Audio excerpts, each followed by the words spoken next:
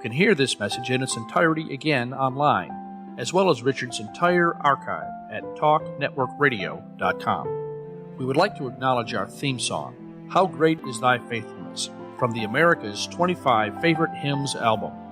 Unless otherwise expressed, scriptures are read from the Holman Christian Standard Bible, which is published by Holman Bible Publishers in Nashville, Tennessee. Additional resources used for Reflections on the Word with Richard Kay include Great is Thy Faithfulness by Our Daily Bread and printed by Discovery House Publishers. Again, here is Richard to wrap up today's message. The image of His own Son. He created us not to be sinners, but to be righteous. But He gave us the ability to choose. Because if He didn't, then we would have been nothing more than a robot. There would have been no means of choosing our life. And because we made the choice, we chose to disobey God. And in disobeying God, we received the penalty for that disobedience. And the wages of sin, as the scripture states in this book of Romans, is death. The payment for our sin is death. And we're not just talking about physical death. We're talking about spiritual death, total separation from God.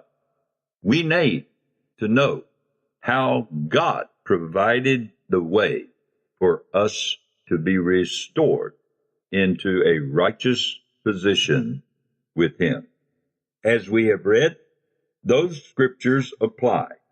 We read earlier from Romans chapter 1 and verses 16 and 17, and then we also showed in the following scriptures emphasizing verse 24 about being delivered over to the cravings of their own hearts into sexual impurity, so that their bodies were degraded among themselves.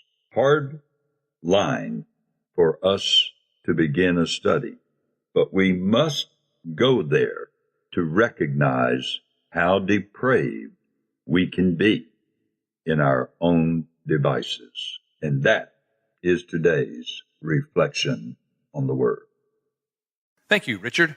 Join us again tomorrow when we continue with the next edition of Reflections on the Word with Richard Kay. For Richard and the entire team, this is Chuck Christie saying thanks for listening to this edition of Reflections on the Word.